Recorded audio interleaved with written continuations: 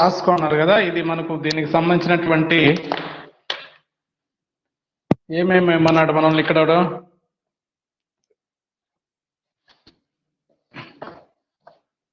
Revenue account, net revenue account, capital account, అలాగే general balance sheet. అవునా? లెక్క చదివారా? చదివామా లెక్క?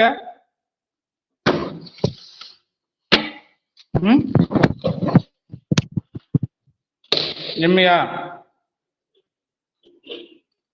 లెక్క రాసుకున్నారా? లెక్క ఆన్సర్ కూడా వేసేసినావు ముందుగానే? అవును సార్, మీరు మొత్తం ఆన్సర్ తో సహా పెట్టినారు కానీ సార్. పెట్టినాను, మీకు అర్థమైందా? వేసుకునేస్తే ఏమొస్తుంది? అర్థం చేసుకోను కదా వేసుకోవాలా. చూడండి, అదేం పెద్ద ఇదేం కాదు, సెకండ్ ప్రాబ్లం కదా. అవును సార్. ఏం చెప్పాడు ఇక్కడ?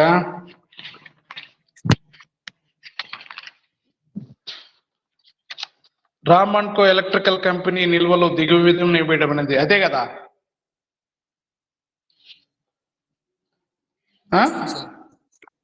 అవును సార్. Electric company sir. దాంట్లో నుంచి మామూలు సాధారణ ఆస్తి ఎప్పుడు పట్టి వేసారా?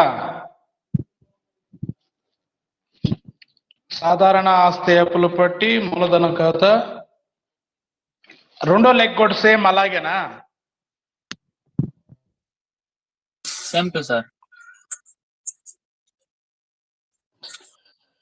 సో కాబట్టి చూడండి, ఇక్కడ అప్పులు అధికృత మూలధనం ఎంత ఉంది? 50,000 ఈక్విటీ వాటాలు. అవునా? 100 రూపాయలు చొప్పున ఎంత అవుతాయి? 50 లక్షలు అవుతాయి. సో కాబట్టి దాన్ని మనం టోటల్ అయితే తీసుకోకూడదు, ఎందుకని అది అధికృత మూలధనం అంటే అప్పటి వరకు వాళ్ళు జారీ చేయొచ్చు. వాటాల సంఖ్య 50,000 వాటాలను 100 రూపాయల చొప్పున జారీ చేయొచ్చు. సో కాబట్టి అది ఆథరైజ్డ్ క్యాపిటల్ కనుక మనము దాన్ని టోటల్ లెక్క తీసుకోకూడదు. దాంట్లో ఎంతైతే మనకు జారీ చేసిన చందా అయిన మూలధనం, చెల్లించిన మూలధనం ఉంటుందో సో దాన్ని మాత్రమే తీసుకోవాలి. కాబట్టి దాంట్లో ఎంత జారీ చేశాడు? ఎంత జారీ చేశారు? జారీ చేసిన చెల్లించిన 20,000 ఈక్విటీ వాటాలు 100 రూపాయల చొప్పున 20 లక్షలు. చూడండి ఎంత ఉంది? ఏం భూపతి చూడాలి, నువ్వు వేసిన లెక్క ఒకసారి. ఎంత ఉంది? ఎంత ఉంది మూలధనం?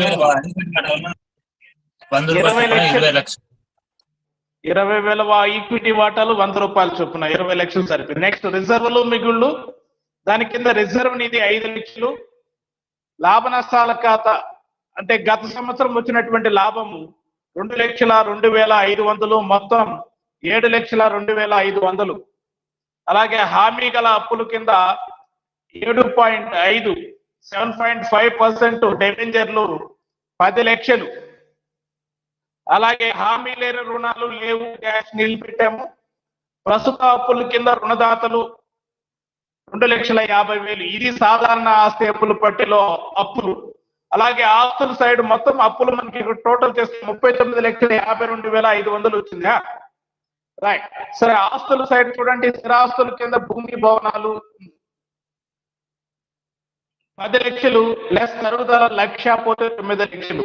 ఇక్కడ తరుగుదల తీసేసిన చూపిస్తాం సాధారణ ఆస్తి అప్పుల పట్టిలో, అంతేనా? రైట్. నెక్స్ట్ యంత్రాలు చూడండి, 15 లక్షలు లెస్ మళ్ళీ యాడ్ చేర్పులు 3 లక్షల. ఈ సంవత్సరంలో కొనుగోలు చేసినటువంటి చేర్పుల కింద యాడ్ చేసి 18,50,000 లెస్ తరుగుదల 3 లక్షలు తీసేస్తే 15,50,000 మనము నికర తరుగుదల తీసేసిన తర్వాత యంత్రాలు 15,50,000. నెక్స్ట్ పెట్టుబడులు ఉన్నాయా?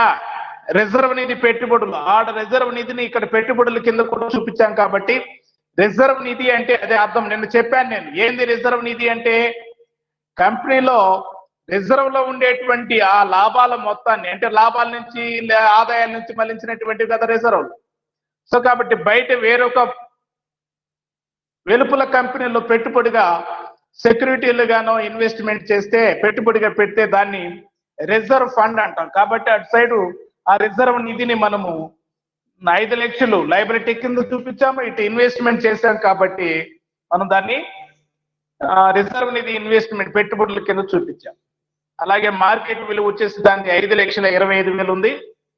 అలాగే ప్రస్తుత ఆస్తుల కింద సరుకు 3,02,500, రుణగ్రస్తులు 4,50,000, బ్యాంకుల నగదు 2 లక్షలు, చేతుల నగదు 50,000, మొత్తం ఇక్కడ కూడా 39,52,500. ఇది సాధారణ ఆస్తి అప్పులు పట్టి మనం తయారు చేస్తే. దీన్ని ఏక అకౌంటింగ్ విధానంలో మనం తయారు చేశాం. నెక్స్ట్ ద్వంద్వ అకౌంటింగ్ విధానంలో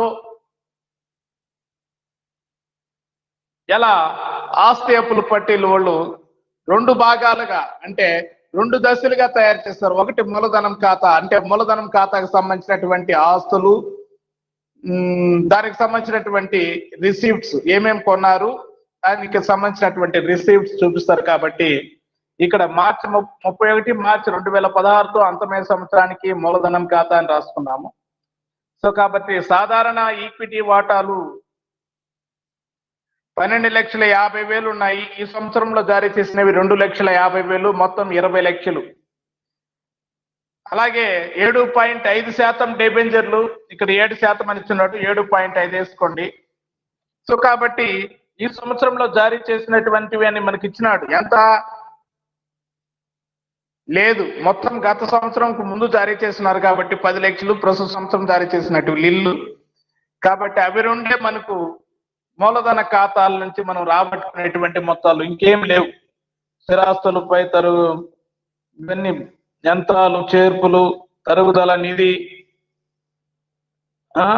యంత్రాలపై తరుగుదల 3 లక్షలు, భవనాలపై తరుగుదల 1,00,000, అధీకృత మూలధనము, చెల్లించిన మూలధనము, డిబెంచర్లు 10 లక్షలు, స్థిరాస్తులపై హామీ కలదు, వివిధ రుణదాతలు,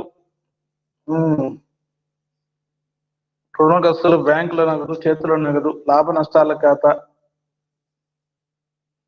రైట్. సో కాబట్టి ఇక్కడ మనకు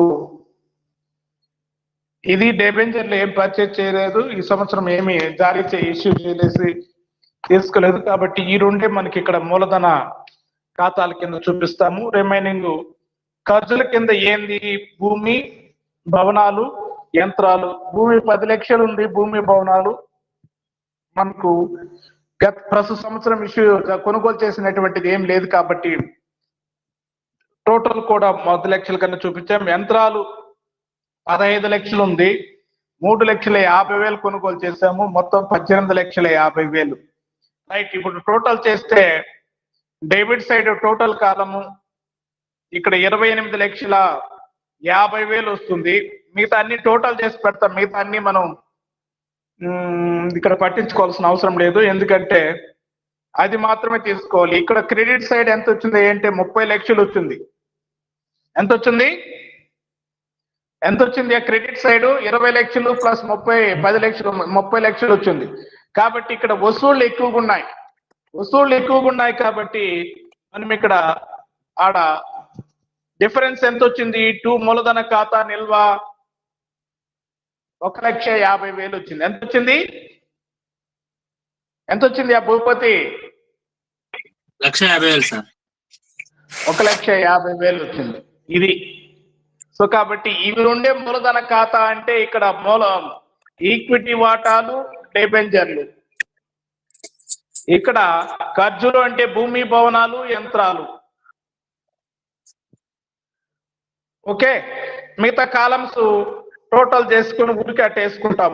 అవేం ఈక్వల్ టాలీ చేయాల్సిన అవసరం లేదు. లాస్ట్ కాలం మొత్తం రూపాయల కాలం మాత్రమే టాలీ చేయాలి.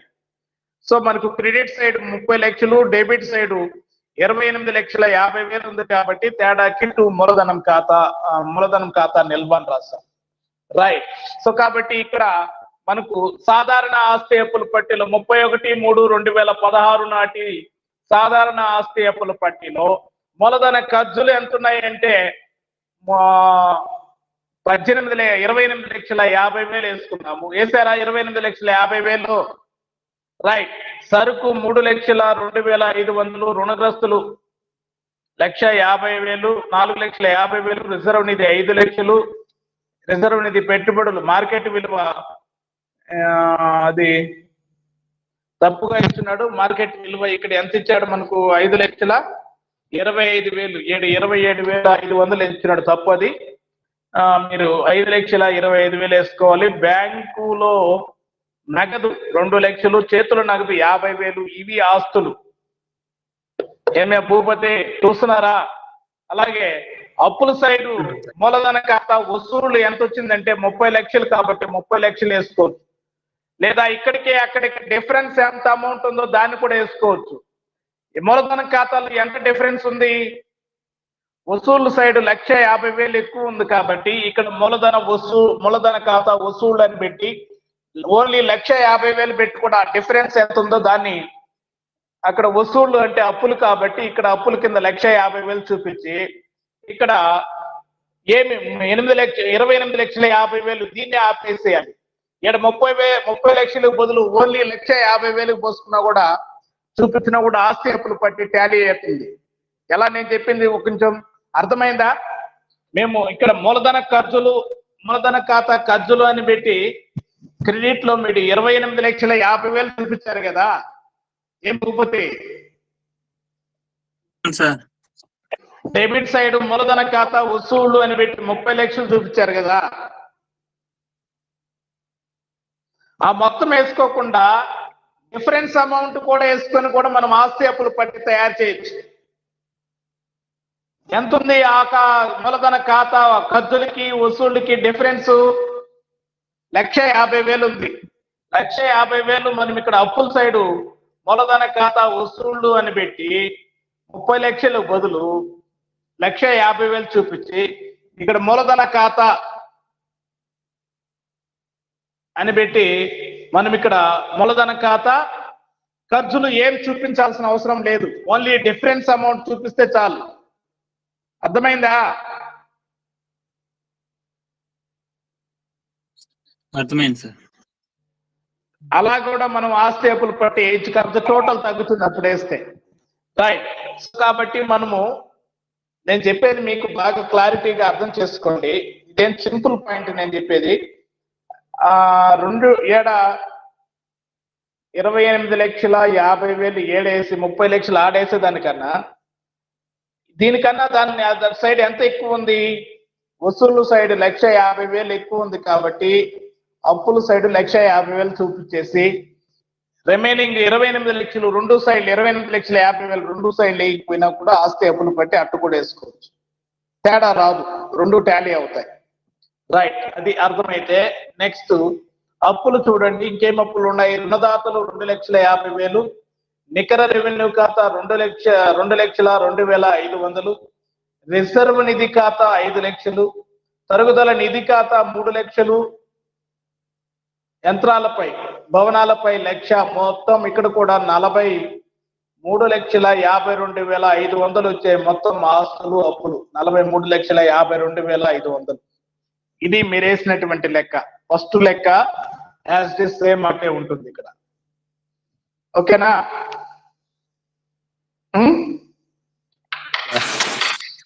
చేశారా అందరూ? ఎంఎస్ శ్రీధర్ రెడ్డి చేశారు లెక్కది. మహాలక్ష్మి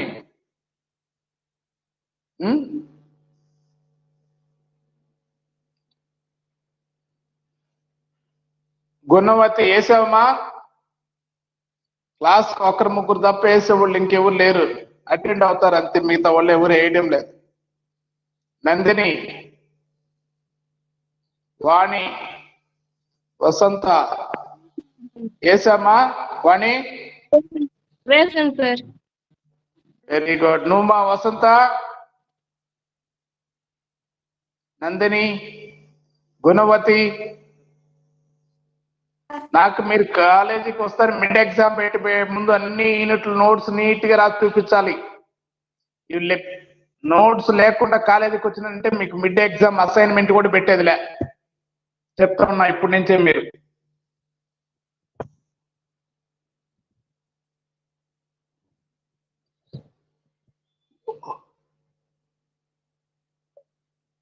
సో అది ప్రాబ్లము. ఇంకేమైనా డౌట్ ఉందా అందులో? ఏమైనా చెప్పాల్సింది ఉందా, అర్థం కావాల్సింది ఉందా? అదైతే థర్డ్ ప్రాబ్లం రాసి పెట్టుకోండి. థర్డ్ ప్రాబ్లం ఏంటది? దిగు ఇచ్చిన వివరాలు 31/3/2016 నాటికి విశాఖ ఎలక్ట్రికల్ సరఫరా కార్పొరేషన్ కు సంబంధించినటువంటివి.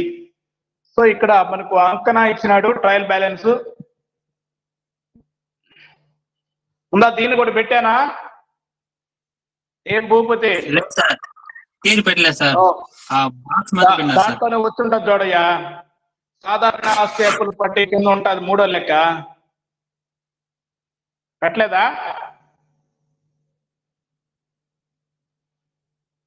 రెండో లెక్క సాధారణ ఆస్తి అప్పుల పట్టి కింద ఉంది చూడు, 3వ లెక్క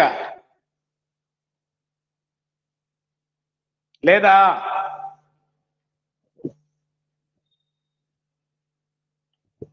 ఏమి చెప్పలేదే. 4 సార్ అంకణా మాత్రం ఉన్నాయి సార్. అంకనా మాదిరిగానే ఉంది. అంకనా అది రాసి పెట్టండి, నేను రేపు ప్రాబ్లం చెప్తా. థర్డ్ ప్రాబ్లం గ్రూప్కి చదువుతాను, మీరు దాన్ని చూడండి. కనిపిస్తుంది, ఉందా వాట్సాప్ లో? సార్ చూస్తున్నారా? కాబట్టి చదువుతా చూడు. మళ్ళీ థర్డ్ ప్రాబ్లము ట్రయల్ బ్యాలెన్స్ ఇచ్చిన్నాడు. దిగు వివరాలు 31 మార్చి 2016 నాటి విశాఖ ఎలక్ట్రికల్ సరఫరా కార్పొరేషన్ కు సంబంధించినది.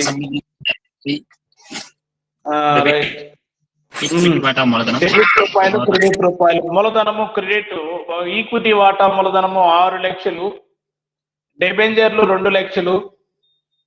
సో ఇవి 2 మూలధనం ఖాతాలో చూపిస్తాము. అలాగే భూమి 1/3/2015 వరకు 1,50,000 ఉండింది. ఈ సంవత్సరంలో కొన్న భూమి 60,000 ఇచ్చినాడు. సో కాబట్టి వాళ్ళు ముందు సంవత్సరం వరకు అంటే 31 లేదా 1/4/2015 నాటికి కొన్న భూమి 1,50,000 ఉంది. ఈ సంవత్సరం 60,000 కొన్నారు. కాబట్టి మొత్తం ఎంత అవుతుంది అంటే 2,10,000 మూలధనం ఖాతాలో చూపిస్తాం. అలాగే మెయిన్లు బిగించడానికి అయిన ఖర్చుతో సహా 31/3/2015 నాటికి 1,60,000 ఇచ్చినాడు. ఈ సంవత్సరంలో అదనపు మెయిన్లు 76,000 ఇచ్చినాడు. రెండింటిని కలిపి మనము ఖర్చుల కింద చూపిస్తాం మూలధనం ఖాతాలో. అలాగే ఈ సంవత్సరంలో యంత్రాలు 31/3/2015 వరకు, అంటే గత సంవత్సరము ఎండింగ్ మార్చి 31/2015 ఎండింగ్ ఎంత ఉన్నాయంటే యంత్రాలు 5,50,000 ఉన్నాయి. ఈ సంవత్సరంలో కొనుగోళ్లు 66,000. అలాగే రుణదాతలు 1000, తరుగుదల నిధి 2,50,000, విద్యుత్ సరఫరాకు రుణగ్రస్తులు ఆస్తి జనరల్ బ్యాలెన్స్ షీట్ లో చూపిస్తాము 40,000. మిగతా అన్ని అర్థమైందా? మిగతావన్నీ ఆస్తులే మూలధనం ఖాతాలో చూపిస్తాం. మొదటి మనం చెప్పుకున్నటువంటివన్నీ ఏవి? ఈక్విటీ వాటా మూలధనము, డిబెంచర్లు. అలాగే ఇక్కడ ఖర్చుల కింద అవి వసూళ్ల కింద చూపిస్తాం. ఇవి భూమి ఈ సంవత్సరంలో కొన్నది, అలాగే మెయిన్లు ఈ సంవత్సరంవి, యంత్రాలు ఈ సంవత్సరంవి 3 ఇచ్చినాడు. సో కాబట్టి ఇవి 3 సపరేట్ గా మనము మూలధనం ఖాతాలు డెబిట్ వైపు ఖర్చుల కింద చూపిస్తాము. 31/3/2015 వరకు ఎంత ఉన్నాయి, కరెంట్ ఇయర్ లో ఎంత పర్చేజ్ చేశారు, టోటల్ చేసుకుని వేద్దాం. రైట్. అలాగే నెక్స్ట్ తరుగుదల నిధి చెప్పాను, దీని ఆస్తి అప్పుల పట్టిలో అప్పుల కింద చూపిస్తాము. అలాగే విద్యుత్ సరఫరా రుణగ్రస్తులు ఆస్తి, ఇతర రుణగ్రస్తులు 500, స్టోర్స్ నిల్వ 6,000, చేతుల నగదు 4,000, విద్యుత్ ఉత్పత్తి ఖర్చులు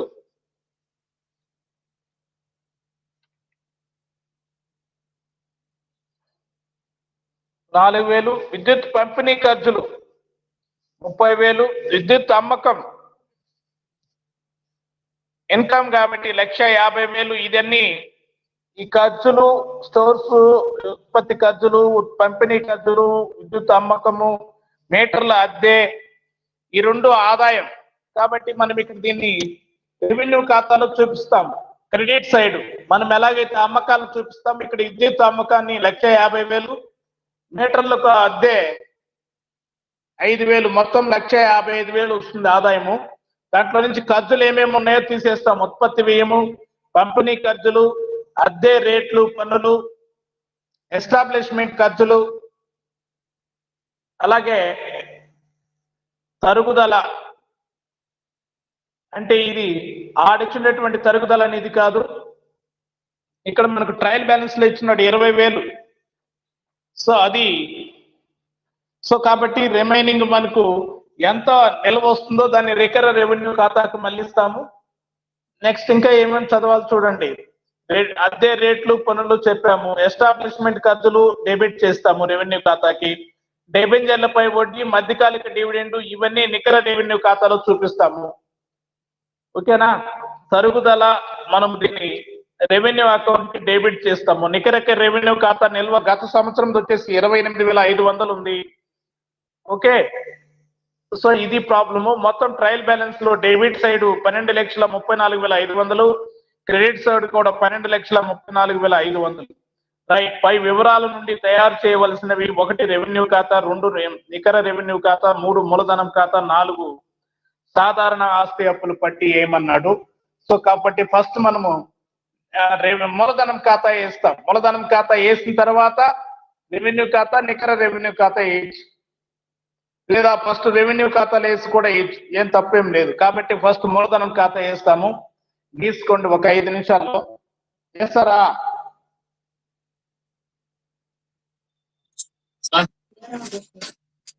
వేస్తారా మూలధనం ఖాతా? ఏంటి 5 minutes దాని వరకన్నా చెప్దాం. ఈరోజు 31/3/2016 నాటి మూలధనం ఖాతా.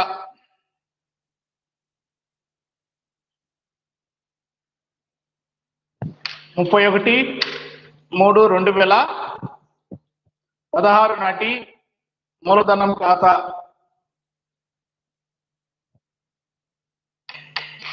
రైట్, తెలుసు కదా మూలధనం ఖాతా. డెబిట్ సైడ్ ఖర్చులు, అలాగే 31/3/2015 వరకు రెండో కాలంలో 31/3/2015 వరకు ఖర్చులు, మూడో కాలంలో ప్రస్తుత సంవత్సరం ఖర్చులు, నాలుగో కాలంలో మొత్తం ఖర్చులు. ఇది డెబిట్ సైడ్. క్రెడిట్ సైడ్ కూడా వసూళ్లు, అలాగే సెకండ్ కాలంలో 1/3/2015 వరకు వసూళ్లు, అలాగే ప్రస్తుత సంవత్సరం వసూళ్లు, మొత్తం వసూళ్లు అనే 6 కాలమ్స్, 6 కాదు 8 columns. Debit side 4, credit side 4. గీసారా? ఏమా వాణి, గుణవతి, మహాలక్ష్మి,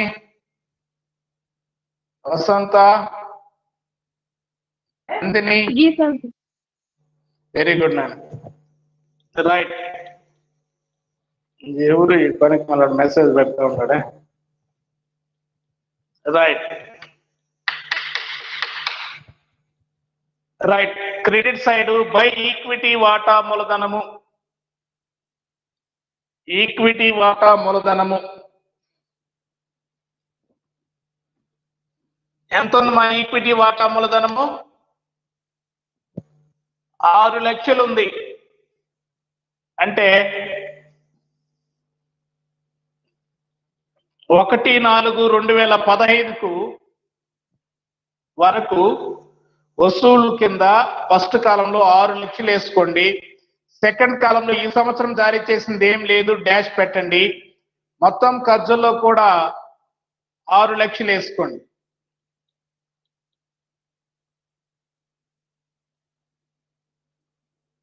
రాశారా భూపతి? ఎలా రాసావు? క్రెడిట్ సైడ్ చెప్పు.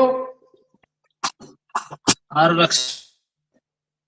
ఎలా రాసావు? క్రెడిట్ సైడ్ బై ఈక్విటీ వాటా మూలధనం ఖాతా 6 లక్షలని రాసావా? ఏం రాయలేదా కూడా? బై ఈక్విటీ వాటా మూలధనం ఖాతా 6 లక్షలు 1/4/2015 అంటే సంవత్సర ప్రారంభంలో ఎంతున్నాయి? 6 లక్షలు ఉంది. ప్రస్తుత సంవత్సరంలో ఏమి జారీ చేయలేదు డాష్, మొత్తం కూడా 6 లక్షలు. Okay right. మళ్ళీ బై డెబెంజర్లు 2 లక్షలు, ప్రస్తుత సంవత్సరం ఏమి లేదు డాష్, టోటల్ కూడా 2 లక్షలు.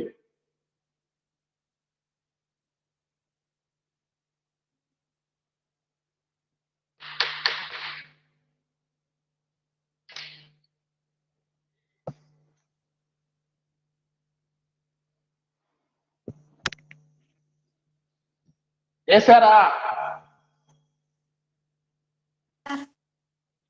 రైట్. డెబిట్ సైడ్ అంతే, మనకి మూలధన ఆస్తులు వసూళ్ల సైడ్ ఇంకేం లేవు. ఓన్లీ ఈక్విటీ వాటా మూలధనము డెబెంజర్లు మాత్రమే ఉన్నాయి. ఖర్చుల కింద భూమి ఉంది, మెయిన్లు ఉన్నాయి, యంత్రాలు ఉన్నాయి. ఆ 3 రాసుకోవాలి. కాబట్టి ఫస్ట్ డెబిట్ సైడ్ టు భూమి 1/4/2015 లేదా 31/3/2015 కూడా వేసుకోవచ్చు. ప్రారంభ డేట్ అయినా వేసుకోవచ్చు, గత సంవత్సరం ముగింపు డేట్ అయినా వేసుకోవచ్చు, లేదా ప్రస్తుత సంవత్సరం ప్రారంభ డేట్, ఏది వేసుకున్నా ఒకటే. గత సంవత్సరం ముగింపు డేట్ వేసుకున్నా ఒకటే, 31/3/2015 అని, లేదా ఈ సంవత్సరం ప్రారంభం 1/4/2015 వేసుకున్నా ఒకటే. కాబట్టి టు భూమి 1,50,000, ప్రస్తుత సంవత్సరంలో కొనుగోలు చేసింది 60,000 ఉంది.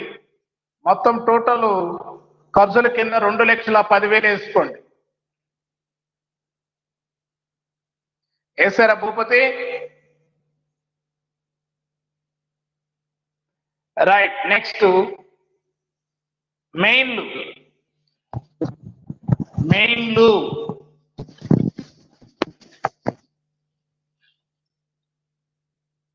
వేసారా?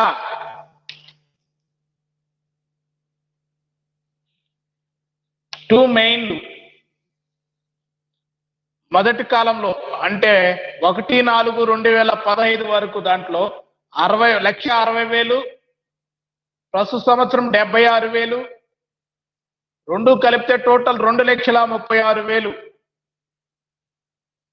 2,36,000.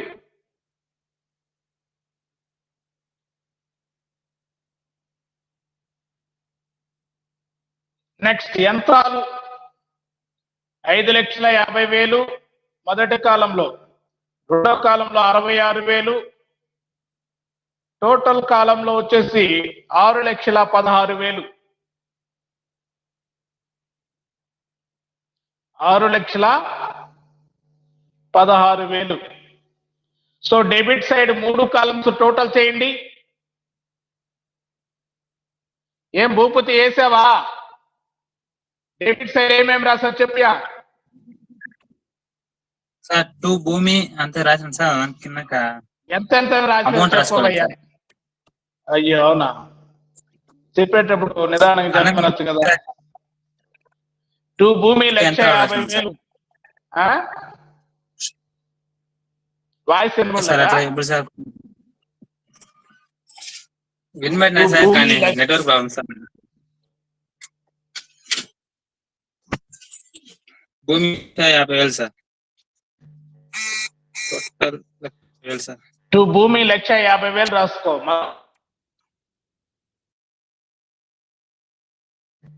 రాసావా? అవును సార్, రాసేస్తున్నాను సార్. రెండో కాలంలో 60,000. ఆ రెండు టోటల్ చేస్తే థర్డ్ కాలంలో ఎంత?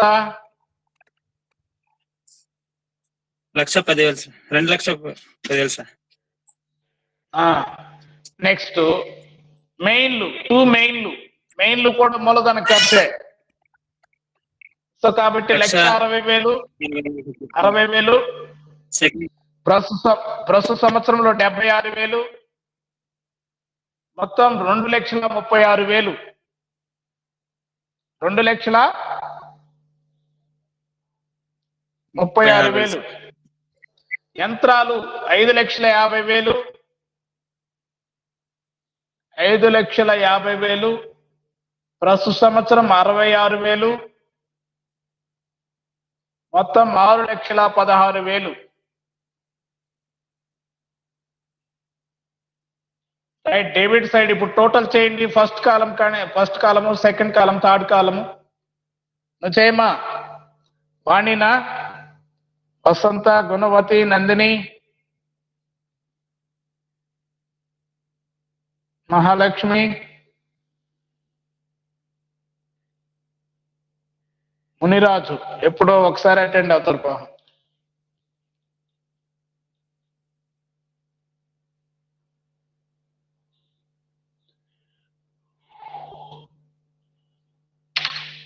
చెప్పాలా ఎంత? ఫస్ట్ కాలం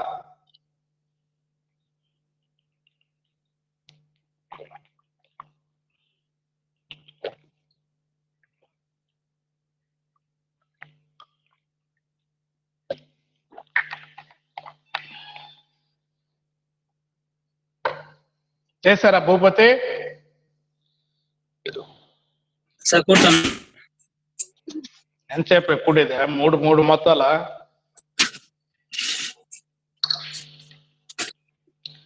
రైట్, మీరు కూడేది లేట్ లేకుండా చూడండి. మొదటి కాలంలో డెబిట్ సైడ్ 8,60,000. 8,60,000. రెండో కాలంలో 2,02,000.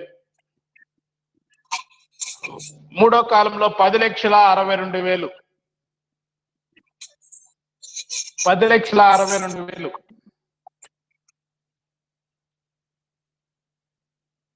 Okay,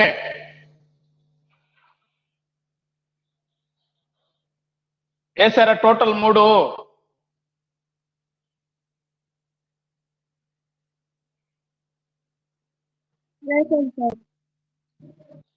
right.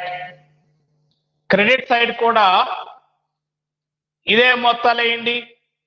టోటల్లో ఫస్ట్ కాలంలో 8,50,000 కింద బై తేల్చిన నిల్వ అని రాసి మళ్ళీ ఆ తేడాలు మళ్ళీ చూద్దాము. మొత్తాలు వేసుకోండి. టోటల్లో బై తేల్చిన నిల్వ 8,60,000. 2,02,000 రెండో కాలంలో. మూడో కాలంలో 10,62,000. మూడో కాలంలో 10,62,000 వేసి ఆ డిఫరెన్స్ ఎంత వస్తుంది? బై తేల్చిన నిల్వ చూడండి,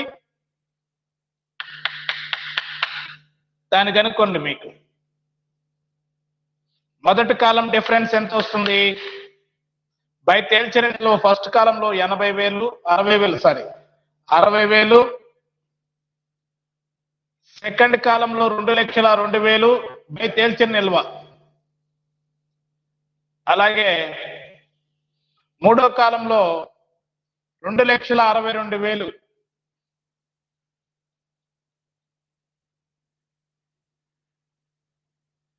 సో ఇంతకు ముందు మనం లెక్కలు రెండిట్లో కూడా మూలధనం ఖాతాకి మొదటి 2 కాలమ్స్ టోటల్ చేయలేదు, ఇక్కడ టోటల్ చేశాం. ఎందుకంటే అన్ని కాలమ్స్ లో డిఫరెన్స్ కనుక్కున్నాం. చూడండి,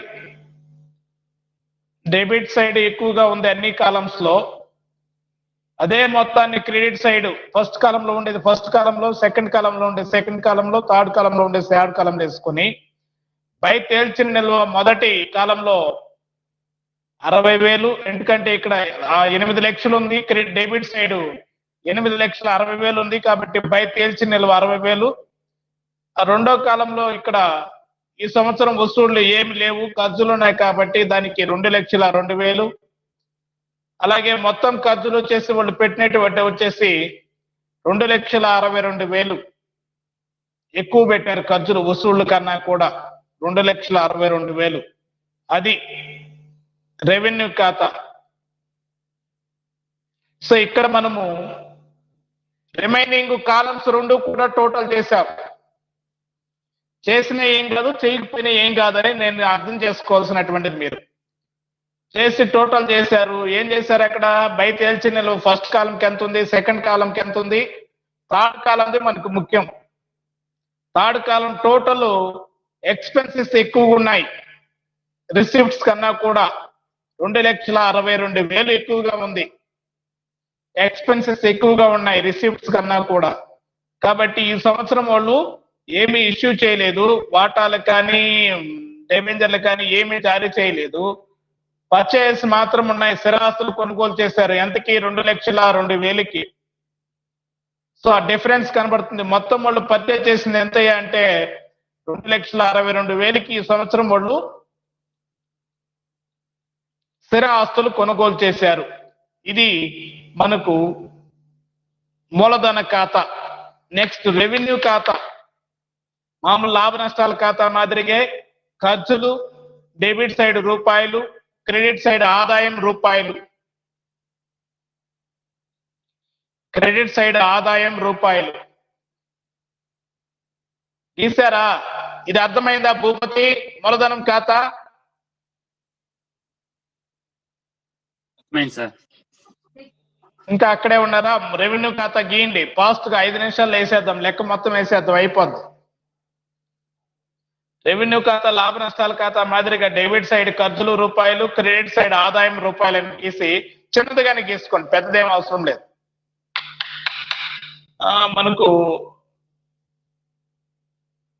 చిన్నది అంటే ఒక హాఫ్ పేజీకి వచ్చేటట్టు చాలు. గీసారా?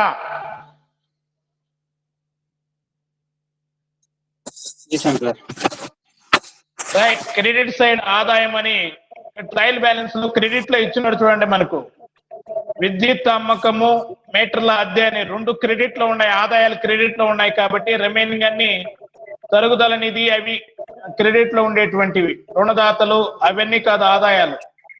నికర రెవెన్యూ ఖాతా నిల్వ అవన్నీ తీసుకోకూడదు ఇక్కడ మనము. కాబట్టి ఓన్లీ బై విద్యుత్ అమ్మకం 1,50,000, బై మీటర్ల అద్దె 5,000, బై విద్యుత్ అమ్మకం 1,50,000, బై మీటర్ల అద్దె 5,000, మొత్తం క్రెడిట్ సైడ్ మళ్ళీ టోటల్ చెప్తాను.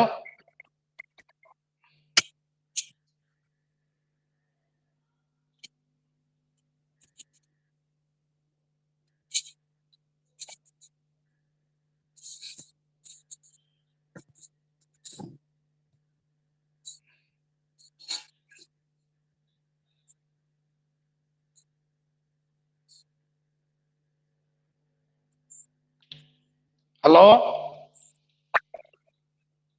డెబిట్ సైడ్ ఖర్చులు చెప్తాను, రాసుకోండి. ఉత్పత్తి వ్యయం ఇక్కడ ఇచ్చిన చూడండి. విద్యుత్ ఉత్పత్తి ఖర్చులు 30,000. అలాగే నెక్స్ట్ 2 ఉత్పత్తి ఖర్చులు 30,000, 2 పంపిణీ ఖర్చులు 9,000. నెక్స్ట్ అద్దె రేట్లు పన్నులు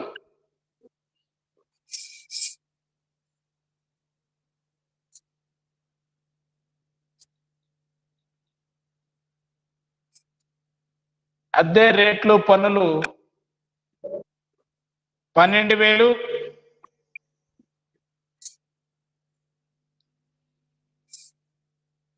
నెక్స్ట్ ఎస్టాబ్లిష్మెంట్ ఖర్చులు 21,000.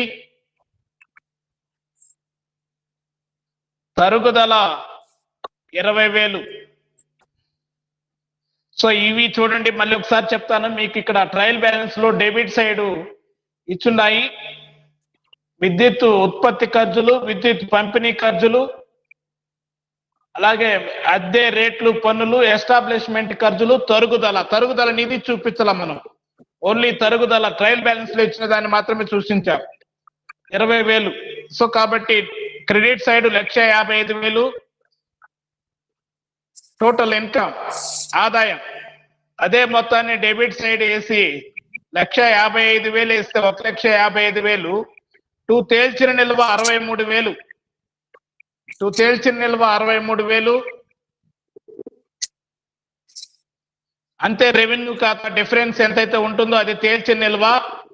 నెక్స్ట్ నికర రెవెన్యూ ఖాతా వేయండి. నికర రెవెన్యూ ఖాతా దానికన్నా కొంచెం చిన్నదిగా గీసుకోండి. నికర రెవెన్యూ ఖాతా సేమ్ అదే విధంగా ఉంటుంది. ఖర్చులు రూపాయలు, దాంట్లోనే కమైండ్ గా కొట్టినా పర్వాలేదు మీకు. ఎలాగైతే మనం వర్తక లాభ నష్టాల ఖాతా కమైండ్ వేస్తామో దీన్ని కూడా కమైండ్ వేసుకోవచ్చు. మీరు పెద్దదిగా గీసుంటే, లేదు అది సరిపోయింది అక్కడి వరకు ఇంకోటి గీసుకుంటామంటే దీన్ని సపరేట్ గానే గీసుకోవచ్చు. నికర రెవెన్యూ ఖాతా ఖర్చులు రూపాయలు డెబిట్ సైడ్, ఆదాయము రూపాయలు credit side. Debit side 2 columns, credit side 2 columns. Right, గీసారా? గీసాం sir. Right. Credit side by తెచ్చిన నిల్వ. బై తెచ్చిన నిల్వ అంటే మనకి ఇక్కడ ట్రయల్ బ్యాలెన్స్ లో నికర రెవెన్యూ ఖాతా నిల్వ 31/3/2015 నాటికి ఇచ్చున్నాడు చూడండి. క్రెడిట్ లో ట్రయల్ బ్యాలెన్స్ లో 28,500 దాన్ని రాసుకోండి. బై తెచ్చిన నిల్వ 28,500, 28,500. అలాగే బై రెవెన్యూ ఖాతా నిల్వ 63,000, బై రెవెన్యూ ఖాతా నిల్వ 63,000. So total credit side total చేసుకుంటే 91,500 వస్తుంది. 91,500, తెచ్చిన నిల్వ 28,500, రెవెన్యూ ఖాతా 63,000, మొత్తం 91,500. పోతే డెబిట్ సైడ్ ఖర్చుల కింద 2 డిబెంచర్లపై వడ్డీ. డిబెంచర్లపై వడ్డీ ఇచ్చినాడు చూడండి. ట్రయల్ బ్యాలెన్స్ లో 10,000. అలాగే మధ్యకాలిక డివిడెండ్లు 20,000 ఇచ్చున్నాడు. ఆ రెండు డెబిట్ చేయండి. అంటే మొత్తం నికర రెవెన్యూ లాభంలో వాళ్ళు వినియోగతాలు దేనికి ఇచ్చారు? 91,500 ఉంటే గత సంవత్సరం లాభము ప్రస్తుత సంవత్సరం లాభము రెండు కలుపుకొని 91,500 ఉంటే దాంట్లో డిబెంచర్లపై వడ్డీ 10,000 పోయింది. మధ్యకాలిక డివిడెండ్ 2, మధ్యకాలిక డివిడెండ్ 20,000, రిమైనింగ్ 2 తేల్చిన నిల్వ 61,500. 61,500.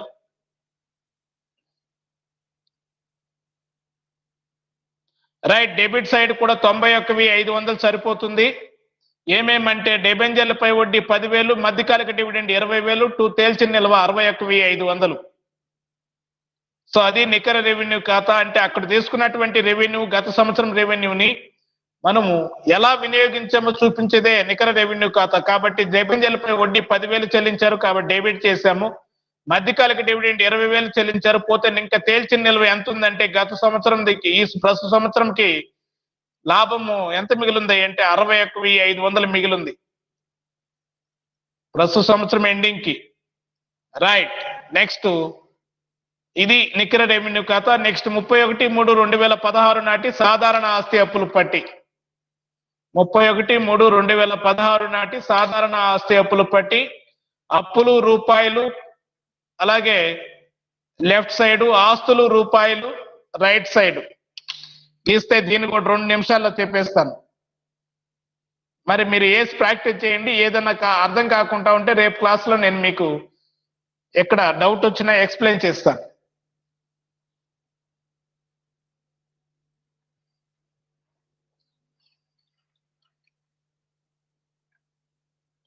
ముప్పై 31/3/2016 నాటి సాధారణ ఆస్తి అప్పులు పట్టి హెడ్డింగ్ పెట్టి మొదట అప్పులు రూపాయల కింద మొత్తం మూలధన ఖాతా వసూళ్లు ఎంత ఉన్నాయి? మనం 2 లక్షలు యాడ్ చేయక ముందు ఎంత ఉండింది? 2,62,000 యాడ్ చేసాం. అది తేకి ముందు 8 లక్షలు ఉంది కాబట్టి ఆ 8 లక్షలు రాసుకోండి. బై మూలధన ఖాతా వసూళ్లు 8 లక్షలు. ఇంకేమేమి ఉన్నాయి చూడండి. క్రెడిట్ లో వర్తక రుణదాతలు 1000, నికర రెవెన్యూ ఖాతా 61,500, తరుగుదల నిధి 2,50,000. ఇవి అప్పులు. మళ్ళీ చెప్తాను చూడండి. మూలధన ఖాతా వసూళ్లు 8 లక్షలు అంటే మనము డిఫరెన్స్ వచ్చింది. దాన్ని యాడ్ చేయక ముందు మనం ఉండేటువంటి మొత్తం వేసి చూపించాం. మొత్తం వసూళ్లు మనకి ఎంత అంటే 8 లక్షలు ఉన్నాయి. కాబట్టి రుణదాతలు 1000, నికర రెవెన్యూ ఖాతా 61,500. ఈ సంవత్సరం నికర రెవెన్యూ ఖాతాని ఆస్తి అప్పుల పట్టికి బదిలీ చేయాలి కాబట్టి దాన్ని చూపించాం 61,500. తరుగుదల నిధి 2,50,000. ఇవి అప్పులు మొత్తం వచ్చేసి 11,12,500. 11,12,500. ఆస్తుల సైడు మూలధన ఖాతా ఖర్చులని పెట్టి 10,62,000. 10,62,000. దాని కింద రుణగ్రస్తులు 40,000.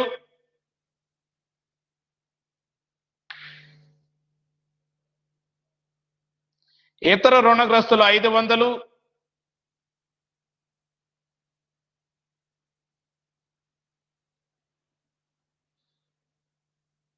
స్టోర్స్ నిల్వ 6,000.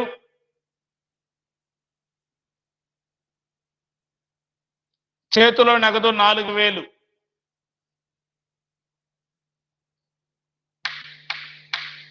రైట్, ఇది ఎన్ని చూడండి. మూలధన ఖాతా ఖర్చులు 10,62,000. ఇక్కడ డెబిట్ సైడ్ ఉండేటువంటివి మూలధన ఖాతాలో డెబిట్ లో ఉండేటువంటి మొత్తం టోటల్ మొత్తాన్ని ఎడేసుకున్నాం 10,62,000. రుణగ్రస్తులు చూడండి ఇక్కడ డెబిట్ లో ఉన్నాయి ట్రయల్ బ్యాలెన్స్ లో. అలాగే స్టోర్స్ నిల్వ, ఇతర రుణగ్రస్తులు, స్టోర్స్ నిల్వ, చేతుల నగదు, ఇవన్నీ కూడా ఆస్తుల సైడ్ కూడా 11,12,500. 11,12,500. సో ఇది మనం వేసినటువంటి లెక్క. మీకు ఇంకెక్కడన్నా అర్థం కాకుండా ఉంటే నేను నిదానంగా చెప్తాను. ఇది లెక్క ఫాస్ట్ వేసాము. ఏమన్నా డౌట్ ఉంటే అడగండి, నేను మళ్ళీ తిరిగి మీకు మళ్ళీ ఒకసారి ఎక్స్ప్లెయిన్ చేస్తాను.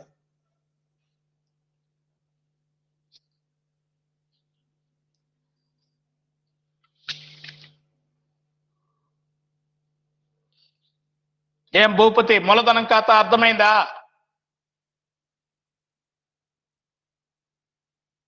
అర్థమైంది సార్. రెవెన్యూ ఖాతా చూడండి, అది 2-3 ప్రాబ్లమ్స్ వేసాం కనుక కొద్దిగా లైట్ గా అర్థమై ఉంటుంది. ఏం లేదు అక్కడ. మూలధన రిసిప్ట్ సైడ్ ఈక్విటీ వాటాల జారీ, డెబెంచర్ల జారీ చూపించాము. డెబిట్ సైడ్ క్రెడిట్ సైడ్, అది డెబిట్ సైడ్ వచ్చేసి భూమి, మెయిన్లు, యంత్రాలు చూపించాము. టోటల్ చేస్తే అవి మూలధన ఆస్తులు కనుక దాటికి సంబంధించినటువంటి మొత్తము డెబిట్ సైడ్ ఎక్కువగా ఉంది. ఆ క్రెడిట్ సైడ్ డిఫరెన్స్ కి బై తేల్చిన నిల్వ అని రాసాం 60,000, 2,02,000, 2,62,000 మొత్తం. రైట్, ఇది మనము మూలధన ఖాతా వేసినటువంటి విధానం. రెవెన్యూ ఖాతాలో విద్యుత్ అమ్మకము, మీటర్ల అద్దె ద్వారా 1,55,000 వచ్చింది. దీంట్లో ఉత్పత్తి ఖర్చులు, పంపిణీ ఖర్చులు, అద్దె రేట్లు, పనులు, ఎస్టాబ్లిష్మెంట్లు, లాభ నష్టాల ఖాతా మాదిరిగానే తరుగుదల ట్రయల్ బ్యాలెన్స్ లో ఇచ్చినటువంటిది. కాబట్టి మొత్తం తీసిస్తే తేల్చిన నిల్వ 63,000. దీన్ని బై గత సంవత్సరం లాభము 28,500, బై రెవెన్యూ ఖాతా 63,000, మొత్తం 91,500కి వాడు ఎలా వినియోగించారు? ఈ 91,500 డిబెంచర్లపై వడ్డీ 10,000 చెల్లించాడు, మధ్యకాలిక డివిడెండ్ 20,000 చెల్లించాడు, రిమైనింగ్ తేల్చిన నిల్వ ఆస్తి అప్పుల పట్టీకి బదిలీ చేశాడు. సో కాబట్టి ఆస్తి అప్పుల పట్టీలో మూలధన ఖాతా వసూళ్లు సైడ్ మనకు ఈ 2,62,000 యాడ్ చేయకముందు 8 లక్షలు ఉంది. వివిధ రుణదాతలు 1000, నికర రెవెన్యూ ఖాతా 61,500. ఈ సంవత్సరం నికర లాభం మనకి మిగిలింది. అలాగే తరుగుదల నిధి 2,50,000. అలాగే ఆస్తుల సైడ్ చూడండి, మూలధన ఖాతా ఖర్చులు 10,62,000, రుణగ్రస్తులు 40,000, ఇతర రుణగ్రస్తులు 500, స్టోర్స్ నిల్వ 6,000, చేతుల నగదు 4,000. ఇది మనం వేసినటువంటి లెక్క. సో దీన్ని బాగా మీకు రేపు క్లాస్ కి నాకు అటెండ్ అయ్యే లోపల ఈ ప్రాబ్లం అందరూ వేసి అర్థం చేసుకుని ప్రాక్టీస్ చేయాలి బాగా రాత్రికి. ఓకేనా?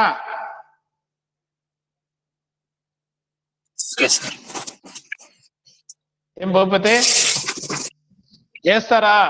మూలధనం ఖాతా, రెవెన్యూ ఖాతా, నికర రెవెన్యూ ఖాతా, ఈ ప్రాబ్లం వేసినారంటే మీరు ఇంకా అన్ని ప్రాబ్లమ్స్ అంటే మూలధనం ఖాతా, రెవెన్యూ ఖాతా, నికర రెవెన్యూ ఖాతా, ఆస్తి అప్పులు పట్టి వచ్చేసినట్టు. కాబట్టి తర్వాత మనం ఇంకెన్ని ప్రాబ్లమ్స్ అయినా వేయచ్చు.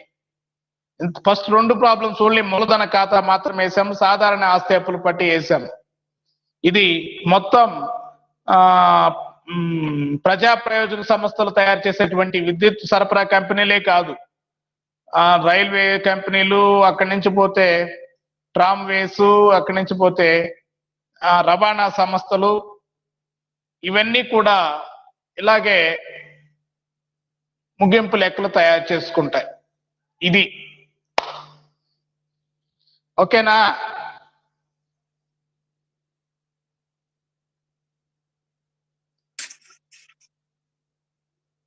ఏం భూపతి?